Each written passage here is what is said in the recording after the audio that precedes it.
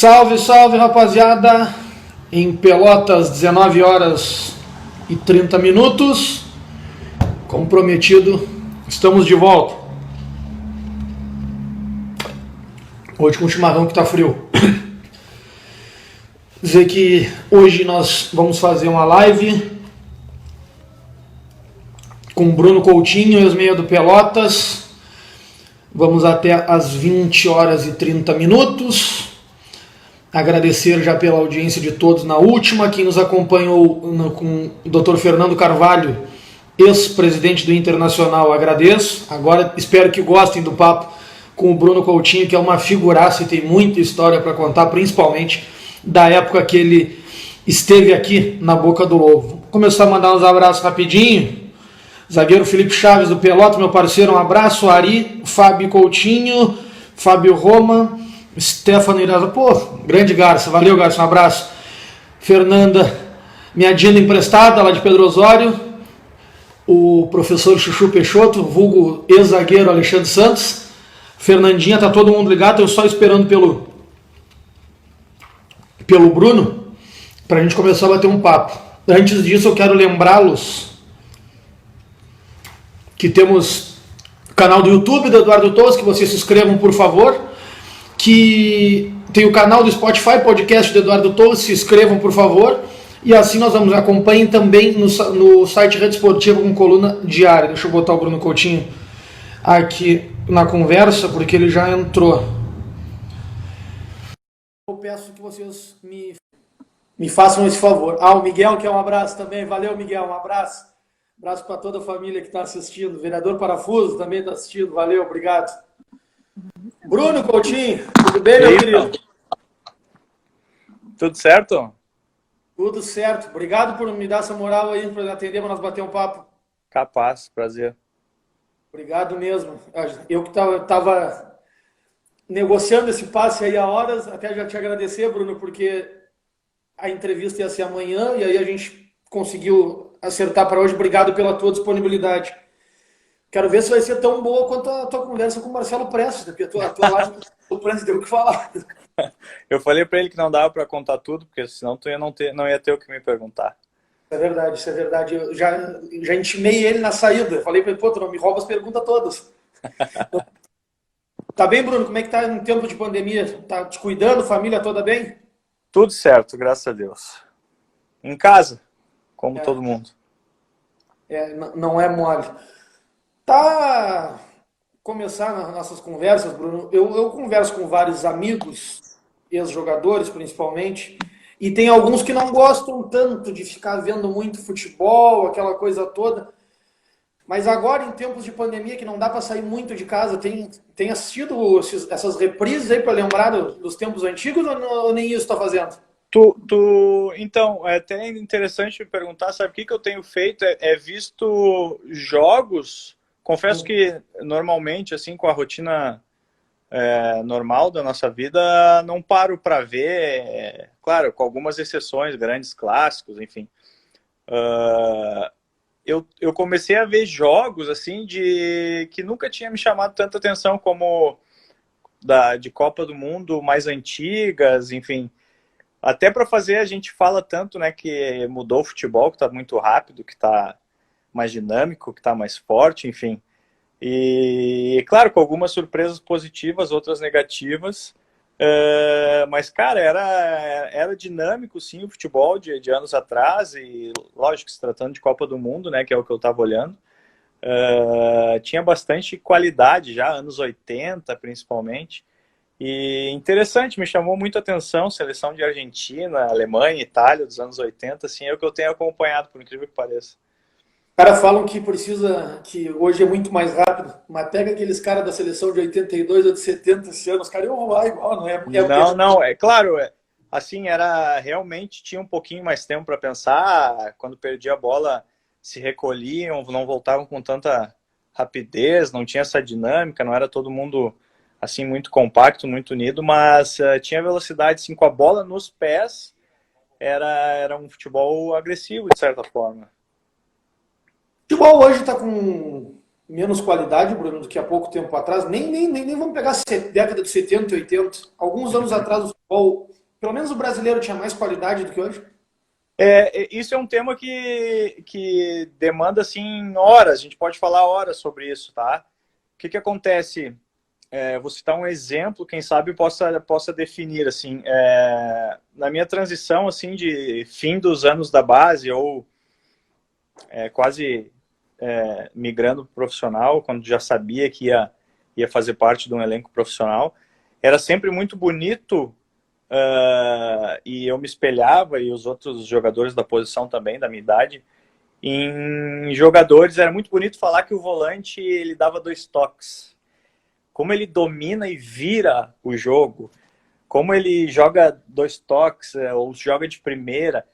Cara, é bonito, mas se você faz isso hoje não é suficiente, entendeu? O volante, ele domina, ele gira, ele tem uma pressão na marcação como não tinha, o volante indo buscar a bola no pé do jogador, o volante que pisa muito na bola, que joga para trás.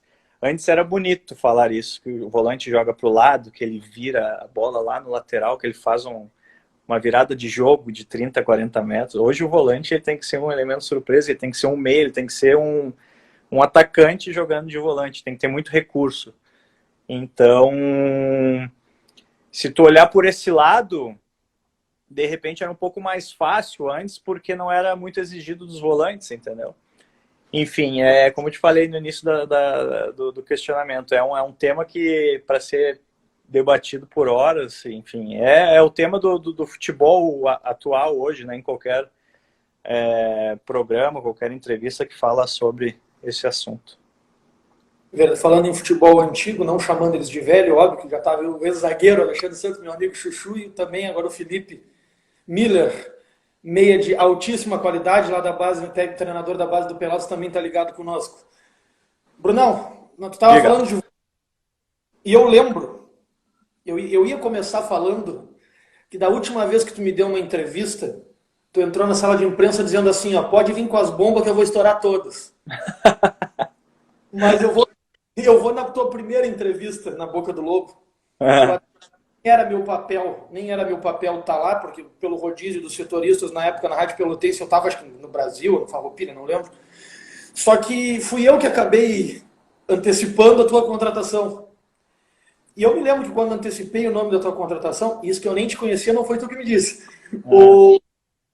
Eu comecei a buscar ali muito, se o Bruno Coutinho joga de volante, joga de meia, joga de lateral e vem para ser polivalente. Tu não veio para ser polivalente, tu veio para ser o camisa 10 e para ser o meia clássico.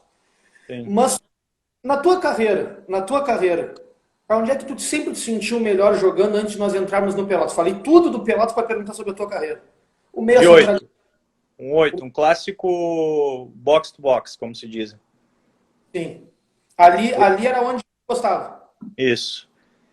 Apesar do meu melhor momento, dos 23 aos 26, que eu estava na Polônia, eu joguei de winger, mas claro, um sistema completamente particular. Eu tive treinador espanhol, alemão, então era um winger, falso winger, enfim, uma mescla de 4-4-2 que virava 4-3-3. Eu acabava sendo esse box-to-box por dentro, que me permitia conduzir bastante a bola, enfim, muita liberdade, mas um posicionamento defensivo eu fechava como um winger, assim, enfim, não vem ao caso. A posição hoje, para te definir, é um box-to-box, um 8 clássico, assim, que pega a bola e parte de frente. Mas me atrapalhou muito, só para contextualizar, me atrapalhou muito, porque eu fui para o leste europeu muito jovem, isso foi 2008, e modéstia à parte, eu tinha sempre a qualidade técnica foi o meu forte, né, como tu bem sabe, e acaba que por arremate, por concluir e até, de certa forma, ir bem de cabeça no ataque, eu sempre era encaixado em alguma posição que chegasse sempre perto ao ataque. Como isso se convertia em gol, em algumas temporadas isso se converteu em vários gols, acaba que tu não tem como recuar um atleta desse se tu tem uma estatística boa de gols, enfim. E isso eu confesso que me atrapalhou, porque eu preferia jogar na minha posição de origem, onde eu tinha o domínio sempre, em qualquer jogo, em qualquer situação. E, enfim, eu estava sempre mais próximo do gol ou jogando de costas, porque mesmo parecendo que um 10, aquele que tem a liberdade para fazer o que quiser dentro de campo, que no Pelotas era essa a minha função, jogar de costa demanda e exige muita força, sabe? Você tem que estar sempre muito bem preparado, porque tem sempre alguém já no combate, então eu preferia aquele espacinho, aquele segundo a mais para de frente, que daí eu me garantia. Claro. Nessa função que tu jogou no Pelotas, depois o Pelotas foi pro Veranópolis, depois tu acabou Eu fui para a saindo, China. depois pra China. No Veranópolis eu lembro, porque tu jogou aqui na Boca do Lobo até contra o Pelotas, lembro de conversar naquele jogo. Mas lá na China, tu voltou a jogar na do 8, na tua, ou também tu jogou na meia do articulador? Joguei de 8 e 10 na China. A grande maioria dos jogos de 10. Eu fui como um 10, começamos bem a liga, aí teve lesão, um jogador muito importante nosso se machucou, eu comecei a fazer 8, depois fiquei, sei lá, quase 5, 6 jogos no banco, atrito com o treinador, que era coisa meio normal, né? Atrito com o treinador, Bruno Coutinho, não sei, normal. E, enfim, mas joguei de 8 e 10. Beleza. Bruno, vamos entrar no Pelotas, que eu tô vendo um monte de torcedor do Pelotas entrando aqui, eles querem saber de ti do Pelotas, até porque eu vou te dizer uma coisa. Hum. A do Pelotas sente saudade tua, eu falei isso para ti no WhatsApp, e aquela tua conversa com o pessoal do Rede fez as lembranças aflorarem muito. Que bom. É que eu sei que para tu não precisar repetir tudo, resumidamente, quando tu chegou aqui na Boca do Lobo, é claro que tu não tinha noção do tamanho que tu ia ter dentro do clube, né? Não. Mas assim, aquela coisa, 3 meses, vou aqui, vou ver o que dá para fazer, o que não dá. Tu esperava chegar perto do que acabou sendo na proporção. Eu até não sei se isso tudo não aconteceu, porque foi um pouco tempo e muito marcante, né? Mas tu criou um tamanho, uma dimensão para o torcedor do Pelotas muito grande. Cara, isso foi melhor que qualquer gol, que qualquer título, entendeu? Ter hoje, 7, 8 anos depois, esse reconhecimento e ser tratado assim por eles. Claro que quando tu chega, tu pode, dependente do clube que tu chega, tu tem uma expectativa interna, mas tu nunca sabe qual vai ser o resultado, entendeu? O futebol, ele tem muita variável. Depende de resultado, depende de performance, no meu caso dependeria de gol, de resultado, de clássico, enfim. Mas desde o primeiro jogo, eu acho, pelo fato de marcar, e um jogo que não era nem tão de um grau de dificuldade nem tão alto, fazer gol e ser recebido e ter mostrado alguma coisa, aquilo ajudou e empolgou de certa forma, porque como eu tinha falado para o Marcelinho também semana passada, com todo respeito à instituição e ao clube que eu torço hoje, isso não é demagogia, eu de fato torço para o Pelotas. Eu renunciei a alguns clubes e falei que não iria jogar futebol, então naquele momento ter motivação para ir para o Pelotas, se fosse ainda um primeiro semestre, onde os clubes do interior são completamente mais estruturados, organizados, até falando financeiramente, né? Para segundo semestre eu deixar de jogar uma liga nacional para estar no Pelotas, é complicado se motivar, entendeu? Então, de certa forma, eu gostei de como eu manejei aquele momento da minha carreira. E, enfim, depois de terminar dessa maneira, assim, infelizmente não foi da melhor forma, porque foi publicado, como também, vou ter que citar de novo a entrevista com o Marcelinho, como eu já falei, foi publicado tudo real reverso, assim, digamos, tudo mentira. O resultado final foi bacana, cara. Ter esse reconhecimento, assim, eu sei que eu volto a Pelotas a qualquer momento e eu vou me encontrar com alguém que vai reconhecer, então acho que é o maior título, né, que tu pode ter. E realmente, e tu sabes que é uma coisa, peguei aquela tua fase aqui em Pelotas toda como repórter, e jogadores que conseguem agregar a parte técnica no resultado dentro de campo, com esse carinho do torcedor, essa coisa, são poucos, e assim, ó, um abraço pro Guilherme Canal, ex-repórter da RBS, não, um pouquinho antes, mas são muito poucos, assim, e cara que conversa tranquilo com o funcionário mais humilde, com o repórter, com o torcedor. Isso eu posso dizer de cadeira, nos últimos 10 anos aqui na cidade de Pelotas foram muito poucos, e tu foi um desses, tanto é que faz 7 anos a gente segue conversando como se tivesse sido um mês que tivesse saído daqui, Verdade.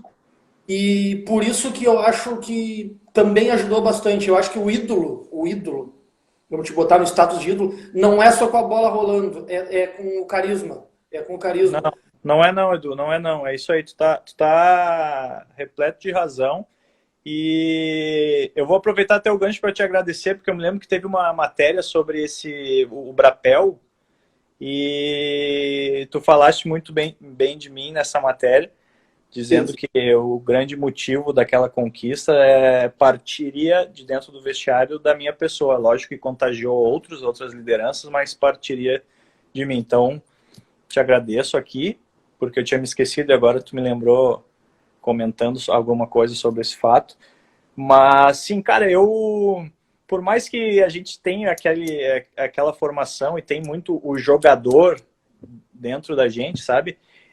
O que mais me diferenciava, mais do que qualquer gesto técnico, mais do que qualquer atuação dentro de campo, o que mais me diferenciava era chegar no Pelotas ou em qualquer outro clube, chegar, ter um dia de trabalho e ir embora com qualquer outra pessoa, entendeu? E acredite se quiser, eu não tive tanto êxito não, mas reconhecimento de certa forma, ou sucesso em alguma outra área dentro do futebol, o reconhecimento, eu diria, acho que é a palavra certa, por ser muito assim, sabe? Chegar, ter o dia de trabalho, tratar todo mundo da mesma forma, porque não são só os jogadores que fazem uma instituição, um clube funcionar, entendeu? É muita gente que trabalha. E só quem é muito humano, eu me considero muito humano, que reconhece isso, que dá valor para isso, que gosta de estar com essas pessoas, entendeu? E isso me fazia, de certa forma, diferente, mas é completamente natural. Isso aí eu só tenho a agradecer a meu pai, minha mãe, minha família, enfim. Eu acho que no tempo mais recente, assim, o Sandro Sotile tenha entrado num patamar no Pelotas que talvez seja top 3 de idolatria. Porque o Sotile fez muito gol, o Sotile ficou muito tempo aqui. Sabe que o Sotile, ele faz parte de um grupo que eu tô aqui, que é o grupo do Mazembe, de Passo Fundo. Ah, E a gente está no mesmo grupo. A gente nunca se falou pessoalmente, a gente não se conhece, mas eu sei que ele está no grupo. Vira e mexe, ele posta alguma coisa ali.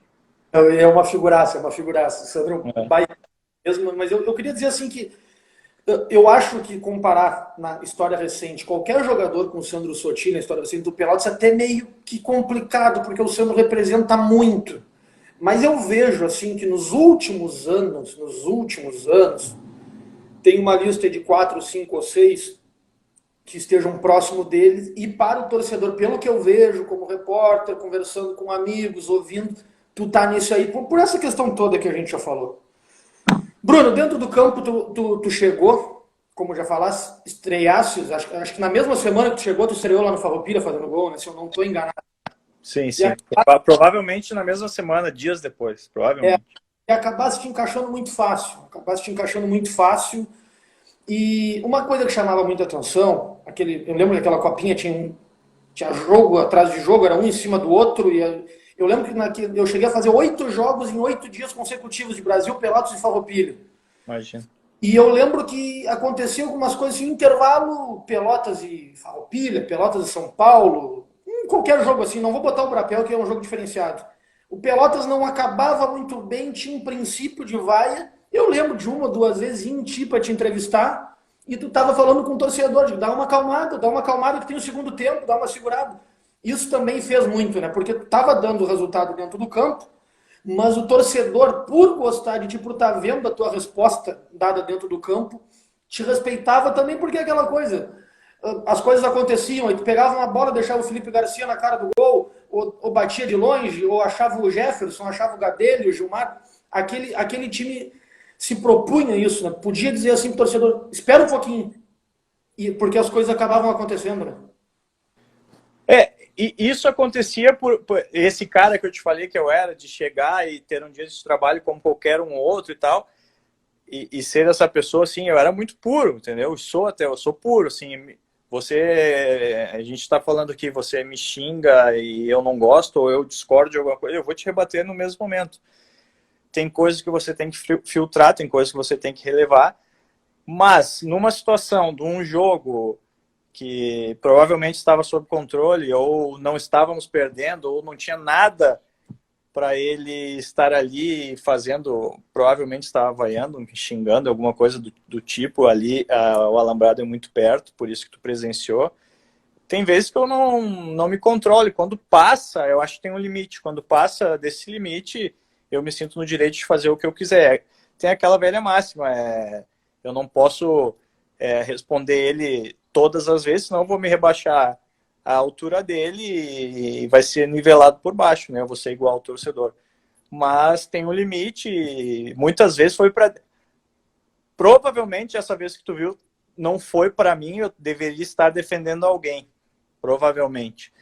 Que eu prefiro me defender, prefiro que seja comigo, que eu sempre soube administrar isso e falo isso tranquilamente, mas eu prefiro que seja comigo para dar conta, e eu sei que eu dou conta dessas coisas, desse tipo de problema para resolver, do que com um companheiro meu ali, que por muitas vezes tu sabe que pode perder o cara por esse tipo de xingamento, por essa vaia, entendeu?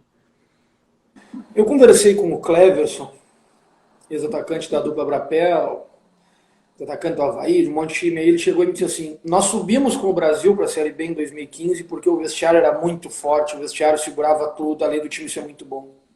Aquele time de 2013 tinha características parecidas, né, Bruno? Além de um bom time, era só jogador cascudo, né? Era time bom, cara. Time bom. Time jogador de primeira, segunda divisão. Com certeza. Time bom. Eu não me lembro, sinceramente, se o Pelotas conseguiu segurar aquele time completo pro Gauchão, mas eu lembro que, claro, com a minha saída, que eu considero a principal, enfim, minha opinião, só a minha opinião, nada mais do que isso, mas mais alguns jogadores saíram, além da lesão do Edson também, que ele tava capenga já, né? Ele tava com problema de joelho. O Felipe tava muito mal também, o Felipe depois operou pubis. Mitchue machucado. Tecnicamente o grupo era muito bom, cara. Muito bom. Não, realmente. E dentro do vestiário, como é que era? A convivência era boa, era tranquila? Era boa. Bem boa. Bem boa. Bem boa. Assim, com as lideranças ali óbvias, né? Eu, o Edson, Bruno Salvador, enfim, o Roger Cati, que era o goleiro e tem identificação com o clube, mas o Roger também é um anjo de pessoa, também não entra em polêmica, tá sempre querendo apaziguar, ajudar, mas era boa, assim, não tinha um atrito, cara, muito pelo contrário, 0. Tu entrou nesse patamar que eu falei, porque o Pelotas fazia muitos anos que não ganhava clássico. O Pelotas tinha 2 tabus. Vencer Brapel e vencer Brapel na boca do lobo. Porque a última vitória do Pelotas em Brapel tinha sido no Bento Freitas. Tu conseguiu participar e ser protagonista num clássico muito marcante, que foi o 3-0, que fez 2 gols, que o jogo não terminou. Mas também o Pelotas conseguiu voltar a vencer em casa. Esse foi o principal fator do teu sucesso na tua curta passagem no Pelotas? Não, o principal foi a vitória lá, dos 3-0. A quebra do tabu, 3-0, 2 gols, não tem como ser outra coisa mais marcante. Assim, curto e grosso. O principal foi aquele jogo, além da performance, eu me lembro, a gente estava empolgado, sabia que ia ganhar, a gente passou a concentração inteira jogando carta, jogando pôquer, enfim. Quando começou o jogo, não sei quem saiu no meio comigo, cara. Mas eu falei assim, cara, me dá a bola aqui que eu vou pra dentro, cara. Tipo, começou o jogo, eu já meio que dei uma salgada, assim, vamos ver como é que eles vão reagir, entendeu? E eu comentei com o Marcelinho também, o campo tava muito bom aquele dia. Os últimos jogos que a gente tinha jogado era só campo ruim, aquela coisa de gauchão, raiz mesmo. Então ali aquele dia foi jogo, teve bola no chão, teve jogo. E aí motivou, e claro, depois tu faz aquele primeiro gol que eu fiz, confiança total e, enfim, terminou daquela maneira. Aquela tua atuação foi muito boa, mas o Pelotas coletivamente jogou muito bem aquele Jogamos jogo. muito bem. Uma atuação muito boa do Felipe Garcia, o Jefferson jogou muito bem. Mas dá para colocar aquela ali como. Claro, pô, tu teve uma carreira de não sei quantos anos, né, Bruno? Nem lembro quanto tempo. Tava pesquisando, mas agora até acabei perdendo. Uma das, até pelo que o Pelota significa para ti, como tu falou, uma das tuas atuações que tu guarda na memória, não esquece? Dentro do Pelotas? Não, dentro da tua carreira. Dentro de tantos jogos que tu fez, em tantos países, pelo que tu diz que o Pelotas considera para ti, que tu considera o Cara, Pelotas. eu, assim, tem vários classes de jogadores, né? Popstar, alto nível, as principais ligas europeias, top 5. Sim, não, Eu tenho assim, orgulho de todas as minhas conquistas, logicamente, né? E o jogador é dividido nessas classes. Não quer dizer que quem está numa classe inferior não tenha condição de estar na top 5, nas melhores ligas, enfim. Futebol é muita variável, é momento, é resultado, enfim, não vou nem abordar isso para te responder. Mas eu tenho algumas coisas assim, por exemplo, eu tive uma frustrada transferência para o Tigres do México, que acabou me levando para o Apoel, e no Apoel eu joguei uma fase de grupos que a gente não se classificou. Eu joguei uma fase de grupos da Europa League, que era um grupo muito bom, e um deles era o último campeão, que era o Atlético de Madrid. Então, jogar contra aquele time ali com Falcão Garcia, Coque, o atacante espanhol, brasileiro espanhol, enfim, era um timaço. E, pô, você está jogando uma competição internacional, Simeone de treinador, enfim. Exato. Então, a Champions e a Europa League são as duas maiores do mundo, né? poder jogar essa competição eu acho que é uma conquista, entendeu? Claro. Depois, outra conquista que parece ser nada, mas nas inferiores do Grêmio, desde os meus 15 anos até me tornar profissional, eu fui campeão em todas as categorias. Depois fui campeão gaúcho como profissional. Depois fiz parte do grupo não jogando da Série B, então é mais título de Série B, enfim. Tem algumas coisas, entendeu? Eu sempre tive um sonho, porque com 20 anos, quase saí do Grêmio com 20 anos de empréstimo pro Vissel Kobe do Japão. Acabou que eu não fui porque o Leão assumiu de treinador e me cortou, levou outro brasileiro no momento. E aí depois, quase 10 anos depois, eu vou para o Japão, no Tóquio Verde. Eu sempre tive um sonho de conhecer o Japão, e se tivesse a chance, lógico, jogar, atuar lá. E na reta final da minha carreira, que não era para ser a reta final, né, que o contrato era de 3 anos e acabou que pela lesão se interrompeu e mudou o rumo de tudo. Para mim é uma conquista, mas é uma coisa super pessoal, né? Recebendo umas mensagens aqui no WhatsApp, de uns traíra aqui, que primeiro estão me cornetando que eu estou na cozinha da minha casa, mas é onde está mais claro para fazer. Por isso que e segundo, para os traíra que estão aqui também mandando mensagem no WhatsApp, eu não comparei o que o Coutinho falou da Europa League com a Copinha, pelo amor de Deus. Eu fiz uma pergunta. Eu não sou tão louco assim, eu tenho só cara de boca aberta, mas eu não sou tanto. Internamente, Edu, quando você joga uma competição como essa e faz um gol num brapel e tem um reconhecimento que eu tenho, cara, para mim é o mesmo gosto ou maior, enfim, tudo depende do momento, com quem você tá, com como tu viveu aquele momento, como de certa forma tu aproveitou. Cada um tem um sabor diferente, cara. Como te falei, para mim Pelotas hoje é muito especial, a cidade, o clube, né, lógico, da maneira que me tratam. Então, uma pena que foi dessa maneira, foi tão curto, né? Quem sabe se eu já não tivesse a certeza dessa transferência da China, eu mudaria a minha cabeça e não jogaria aquele gauchão pelo Vera e ficasse ali, enfim. Quem sabe também daí não terminaria da forma que terminou, por resultados e tudo mais, entende? Então tive sorte, mas junto foi... Tive sorte, lógico, pelo resultado, porque eu saí por cima, mas também não só o resultado, eu já tinha dado a minha palavra e tinha dito que seria isso que iria acontecer, e eu fiz o que eu disse que ia acontecer. Isso vale muito, né, no meu ponto de vista. Claro. Pedro Lopes, Ronaldo Clausen, Magno Pereira, esse também é traíra pra caramba, meu amigo, meu amigo. Bruno, até acontecer o episódio da tua saída, tinha algum problema com a comissão técnica ou era tudo tranquilo, relação profissional, como é que aconteceu aquilo? Porque muitos jogadores que passaram pelo Pelotas, não só na tua época, como em 2018, sempre fizeram muitos elogios ao Paulo. Eu sei que teve problema com a comissão técnica. Como é que foi até a saída? Nenhum problema. Nenhum problema, zero. Depois da minha saída, nunca mais mandaram uma mensagem ou me ligaram. Tipo, aproveitaram do momento, aproveitaram da mentira que o clube fez ali para declarar a minha saída e compraram a ideia como se fosse eu o problema e tudo mais. E aí eu achei muita covardia. Mas, enfim.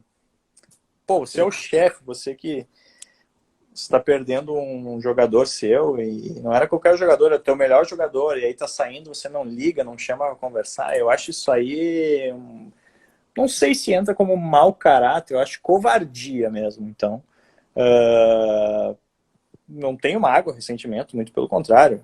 Seguiu a vida dele, nem sei o que tá fazendo, mas não ligar, não conversar, isso aí pra mim não cabe, sabe? Não cabe em nenhuma situação. Sim. Viegas, Marcelo Viegas, meu amigo, tá ligado? Sérgio Razeira, por que tu saiu do Pelotas? Esse é o ponto, Bruno. Eu sei a história.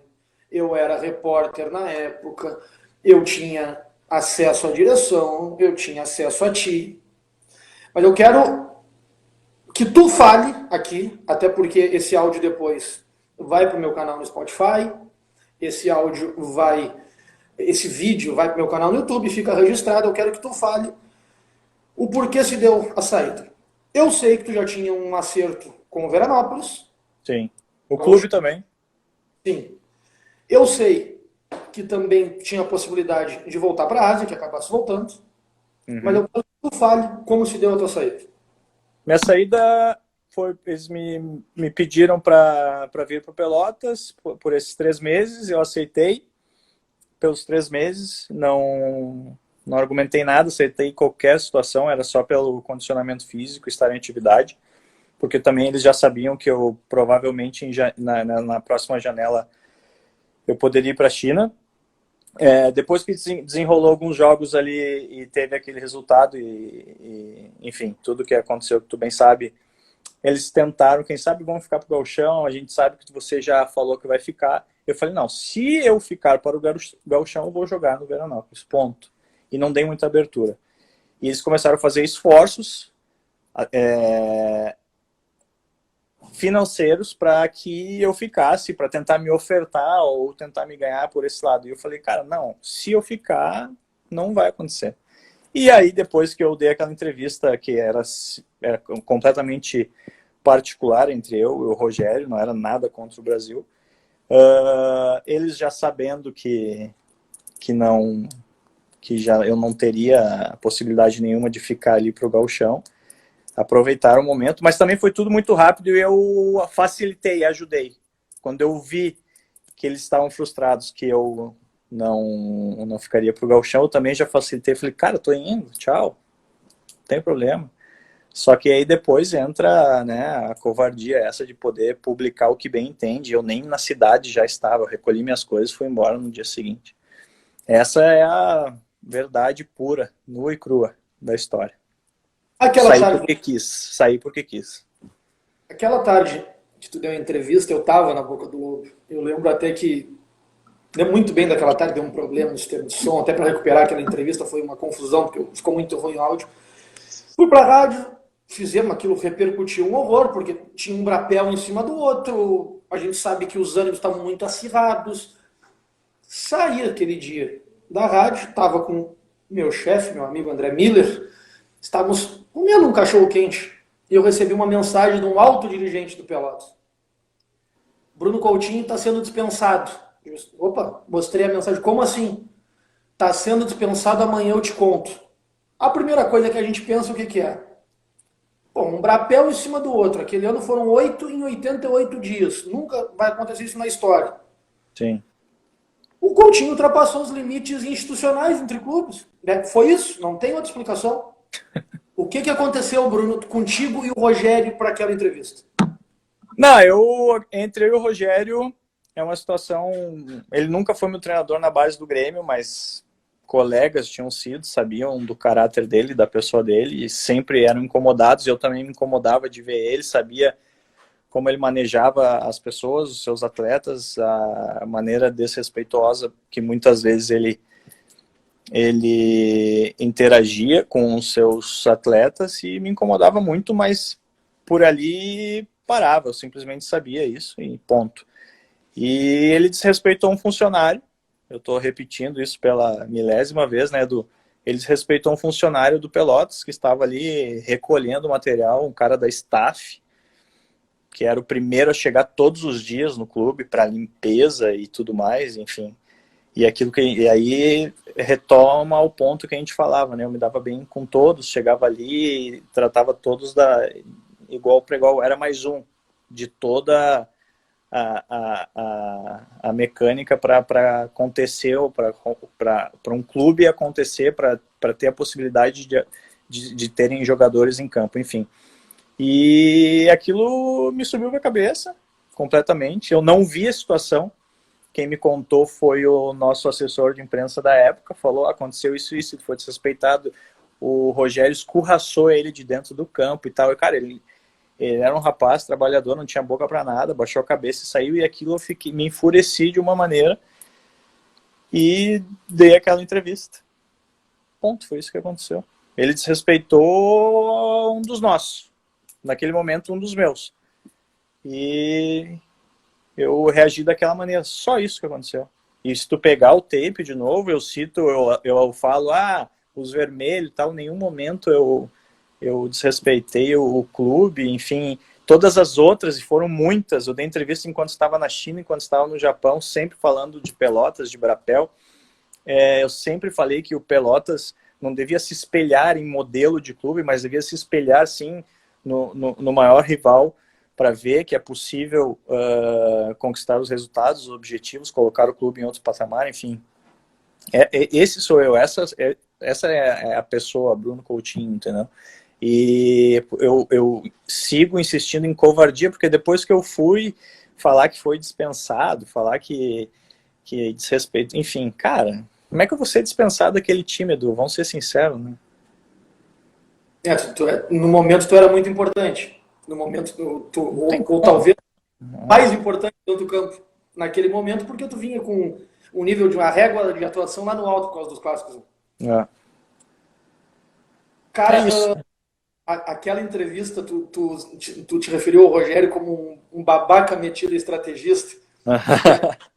E acabou. Cara, se parar pra pensar, da maneira que as pessoas se xingam, babaca metido estrategista não é nem xingamento, né? Pelo amor de Deus, cara.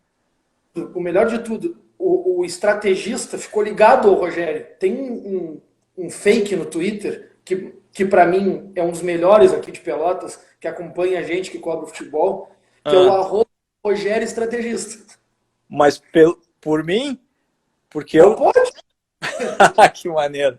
Isso é melhor do que qualquer título, qualquer gol, qualquer objetivo, entendeu? O cara ficou marcado, isso é demais.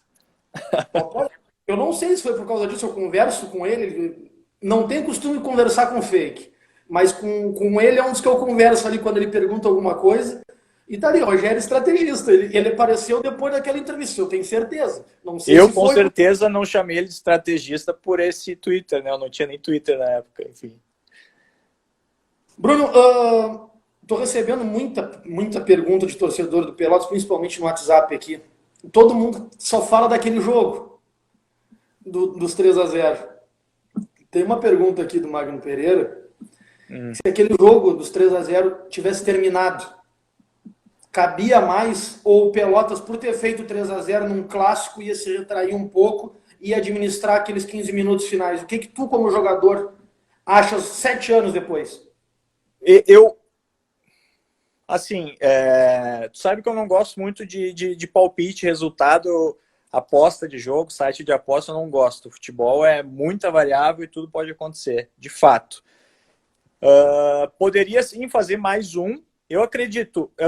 em duas hipóteses. Nós fazendo mais um, porque eles desesperaram, ou o Brasil numa insistência, bola para dentro da área, que na verdade o time deles era tecnicamente muito abaixo do nosso. Eles jogavam sempre assim vertical, com ligação direta, bola na área, poderia respingar alguma coisa e fazer um gol. Então, se eu tenho que te falar alguma coisa, ou seria um 4-0 ou um 3-1. Respondido, seu Magno Pereira. O Pelotas, em 2013, ganhou a Copa Sul Fronteira, com uma participação intensa tua. Tu acabou saindo na reta final, não chegasse a pegar a Supercopa e nem a Recopa. Não. Mas também teve aquela copinha dos mata-matas, né? Que o Pelotas acabou sendo eliminado. Eram duas competições em paralelo, não sei se tu lembra. Verdade. Lembro. Como é que era a divisão de importância naquela época, Bruno? Porque o Pelotas precisava de uma vaga em campeonato nacional, que não tinha, acabou conseguindo, porque venceu a Sul Fronteira, foi para a Supercopa e conseguiu a vaga na D, que inclusive está voltando este ano. Na verdade, foi por um detalhezinho que a gente não ganhou aquela também. Eu me lembro que... Nos pênaltis. Isso. Mas o que acontece? O jogo de ida foi contra quem? Novo Hamburgo? Novo Hamburgo. O jogo de ida, o Paulo não levou o principal, se eu não me engano. E no jogo de volta, sim. E aí foi um baita resultado fora de casa. A gente empatou, ganhou de 1-0. E em casa, acho que a gente perdeu daí, porque foi para os pênaltis. Mas, enfim, nós fomos muito superiores naquele jogo. Muito. Eu tenho um lance até na cabeça daquele jogo, que foi uma falta que eu cobrei de muito longe.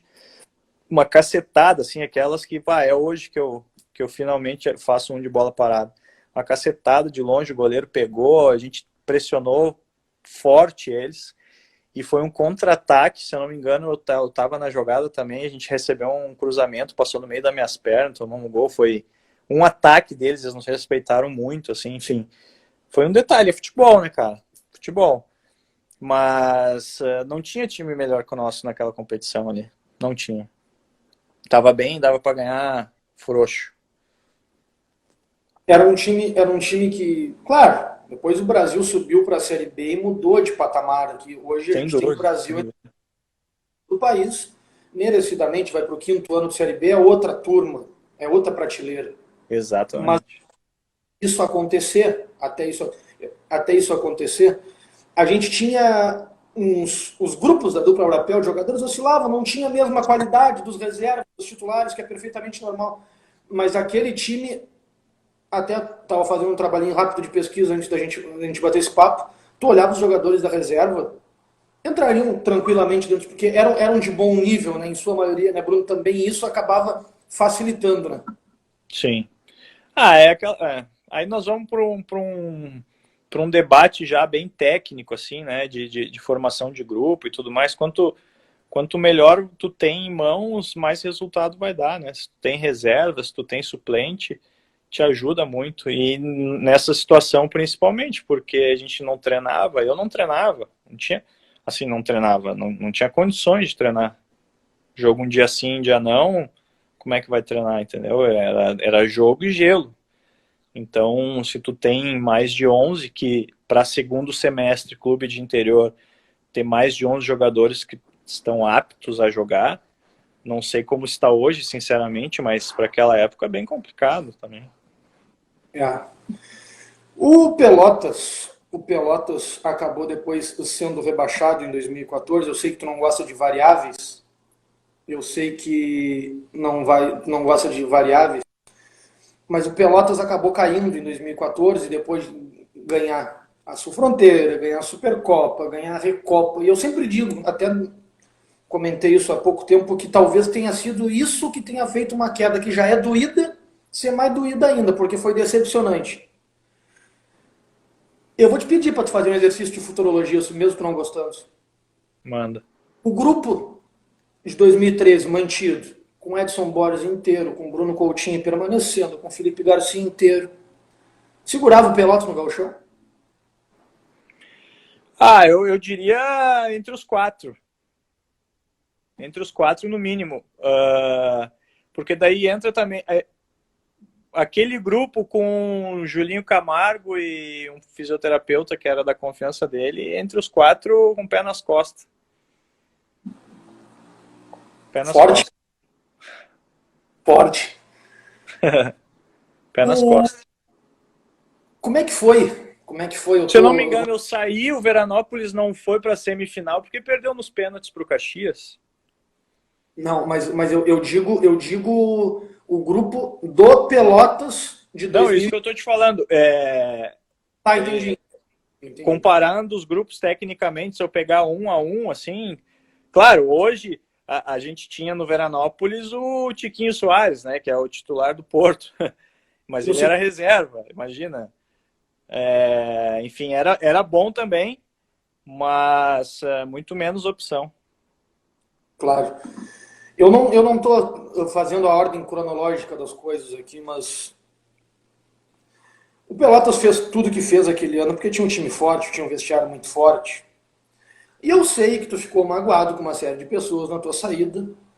Tu já falou isso, nós vamos falar isso mais pro final, agora são 8h14, nós vamos até as 8h30. Tá. Mantém contato com alguém daquela, tu conversou com alguém, com um jogador, com alguém depois daquela época? Com os jogadores mantive contato, sim, hoje um pouco menos. Em Pelotas, assim, o meu fiel escudeiro ali é o Neca. Gosto muito do Neca, sempre quando precisa de alguma coisa daí, entro em contato com ele. Alguns jogadores da época ali. E assim, aí depois comissão, clube, mantive contato com o pessoal da staff, por incrível que pareça. Rouparia, mandei camisa, enfim. Era assim que eu me relacionava, entendeu? Simplicidade mesmo.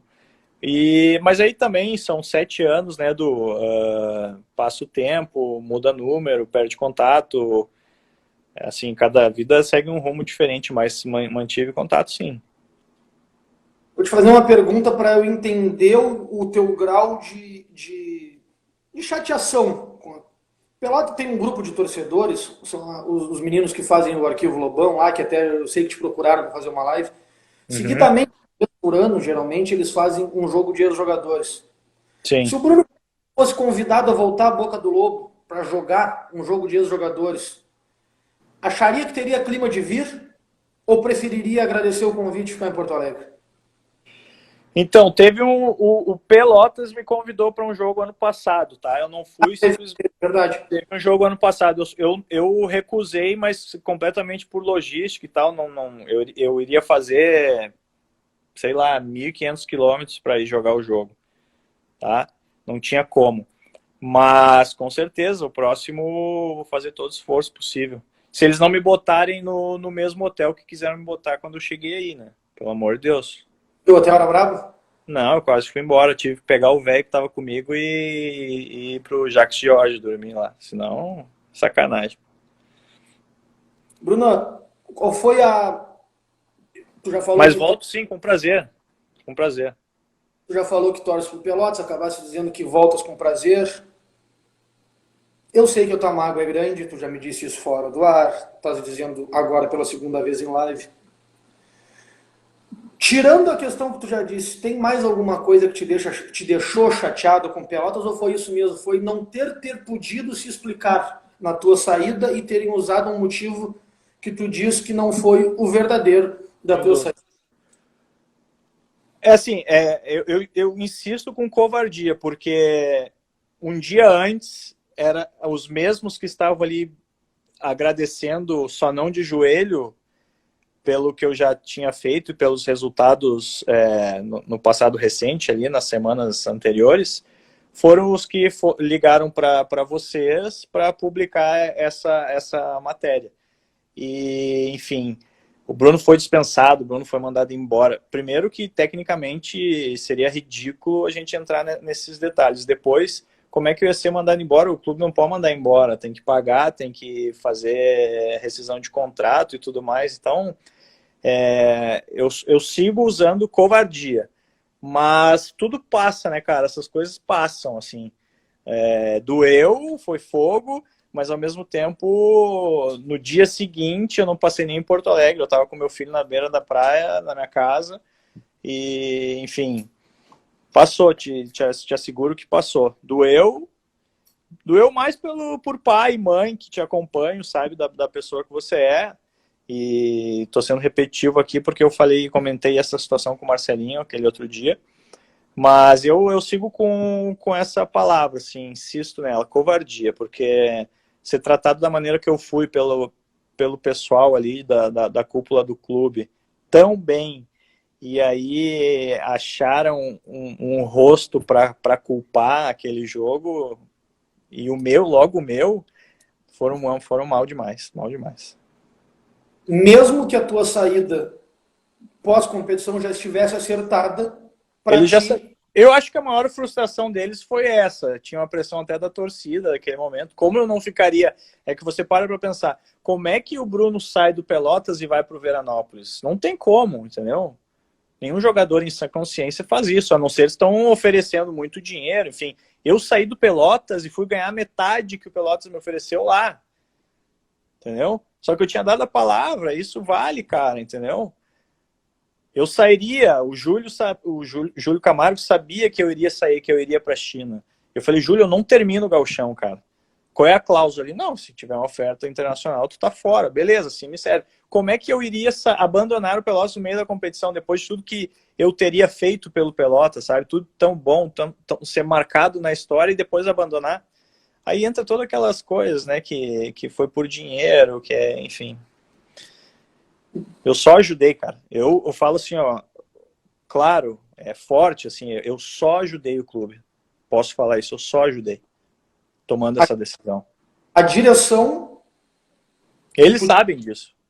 A direção que tu diz que acabou não te tratando da maneira correta no final, sabia que tu ia para Veranópolis. Sabia, desde o princípio. Eu te falo, assim, com detalhes. Meu pai, sentado na arquibancada do clube... diretor e presidente falou assim, não, nós vamos fazer um esforço, vamos te manter, vamos te dar a casa que tu quer. Eu falei, cara, não, nosso tratado é agora, segundo semestre. Semestre que vem não vai dar, eu não vou ficar aqui, eu vou sair. Ponto. Abandonar depois. Exato. Isso que aconteceu, Edu. Isso que aconteceu. Já que tu tá te abrindo, eu vou te perguntando. Teve alguma lesão na época, ou a lesão, ou tu não estava lesionado, tu saiu? Cara, eu tive eu operei a primeira vez pubis com 19 anos no Grêmio, Dr. Márcio Bolzoni, Felipe do Canto, que inclusive arrebentou meu ano em 2006, eu era titular do Grêmio, eu sou campeão gaúcho pelo Grêmio em 2006, não joguei, os únicos jogos que eu não joguei foram semifinal e final, era titular da lateral esquerda, incrível que pareça, tive que ser operado. Ao mesmo tempo, eu estava para sair do Grêmio aquele ano, seria o ano da minha vida, ano da minha carreira. E desde 2006 eu tenho um problema crônico de pubis e adutores que me acompanharam até eu terminar no Japão. Eu parei por isso. E, cara, jogando um dia sim, um dia não, campeonato gaúcho completamente raiz interior, campo de roseta, pelo amor de Deus, cara, não tem pubis que aguente jogar no concreto. Eu jogava e fazia gelo, era isso que eu fazia. A minha lesão era essa, não que eu não pudesse jogar, mas eu estava fraco, eu precisaria de muito reforço, de tempo, precisaria de uma nova pré-temporada. Além do mais, eu não fiz pré-temporada quando cheguei no Pelotas, né? Treinei uma semana e fui jogar. Foi esse pubis, agora eu vou te apertar. Pubis que fez tu não voltar em 2018... Porque tu falou pro Marcelo que não teve possibilidade de jogar aqui. Eu sei que teve. E foi teu fiel escudeiro de Pelotas, o Neca, que me contou que a possibilidade existiu. Foi o pubis que fez tu não voltar pro Pelotas em 2018? Não foi o pubis, foi a dor que eu teria que passar porque eu não queria ficar marcado como... não é mais aquele Bruno Coutinho. Não é brincadeira, não é um cruzado, não é uma lesão... É muito mais profundo, é complicado. O tratamento é sofá e esperar o tempo passar. E é complicado, o jogador não pode fazer isso, entendeu? É complicado.